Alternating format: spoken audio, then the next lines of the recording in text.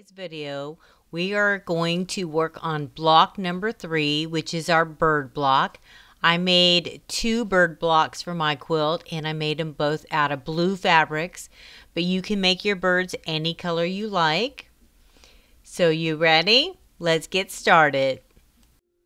So pictured here is figure B, our layout and cutting for our bird block.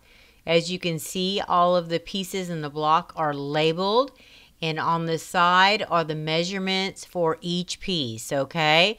So go ahead and cut out all of your fabrics and let's lay them out. Okay, so for my quilt, I'm making 2 bluebirds, and I'm going to have my birds face 2 opposite directions. So this is how I laid them out on my little design boards. So I have all of my fabrics cut and then pinned to the board, so that now I can go to my sewing machine with my design board and sew each of my blocks together. On the next 3 diagrams, I'm going to show you how to stitch and flip or snowball your corners. So on figure C, making corner triangles, you'll see that your C square is your beak of your bird, okay? On diagram that says figure D, making the other corner triangle units, you can see for each of the 4 fabrics listed how each corner should be snowballed. Now where you see the gray, that is your background fabric. So on number 3, you will see 2 printed fabrics in the snowball, so you know that is not background fabric, okay? In diagram that says figure E, we are making half square triangles. So as you can see, you're going to put your background fabric and your printed fabric together, and then you will sew down the center and then trim off the excess fabric. Okay guys, so now in this part of the video, I'm going to sew figure C, figure D, and figure E, all parts of the block.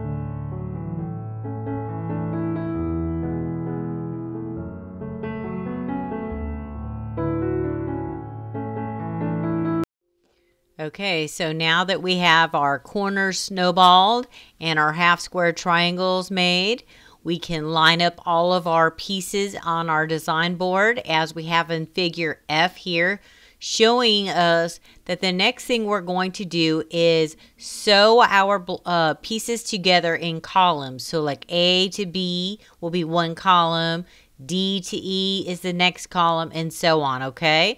So let's sew all of it together in columns now.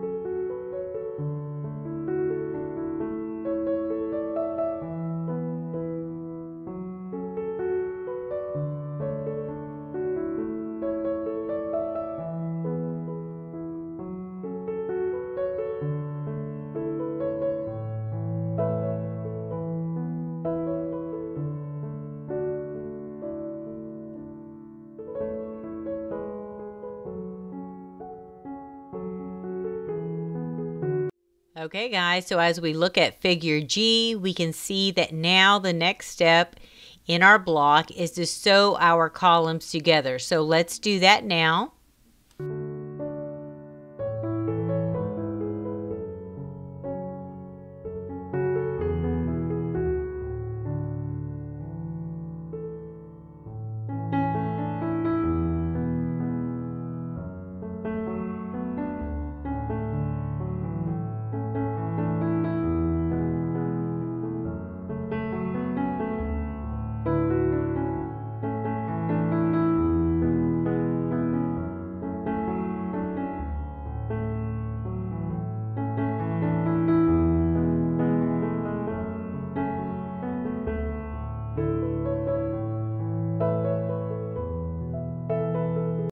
Okay, so we are almost finished with our bird block. All we have to do is add our 2 pieces of sashing to the top and the bottom of our bird.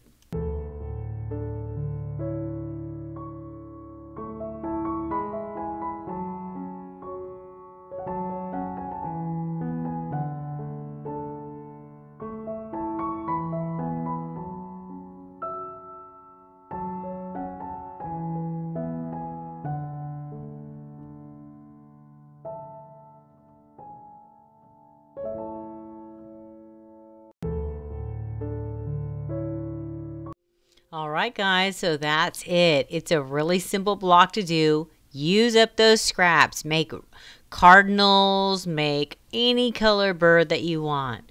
Okay, I just did bluebirds because that's what I had. So, pictured here is a sample layout for our mix and match blocks. In this sample layout, they used 3 of our 4 mix and match blocks. They did not use the bumblebee. They used the flower, the leaf, and the bird block. All 3 blocks that we have covered so far in our series. Our next block is going to be our bumblebee block, okay? So as you can see, here are the blocks that I have made so far for our quilt. On my design wall in my sewing room, I have my flower blocks, my leaf blocks, and my bird blocks. So something really cool is you can make some of your flowers taller like I did. See my yellow flower, how it has 2 blocks that are the leaf blocks, so it looks like it's really tall. So you can arrange these blocks any way you want. That's why it's called mix and match. They're all the same size. Alright, so don't forget to get your free pattern. You can go to tildasworld.com. And guess what? We only have 1 more block left in our series, our last block, and that's going to be our bumblebee block. So I'll see you then. See you next time. Bye-bye. Like and subscribe to Grandma's channel. Like and subscribe to Grandma's channel.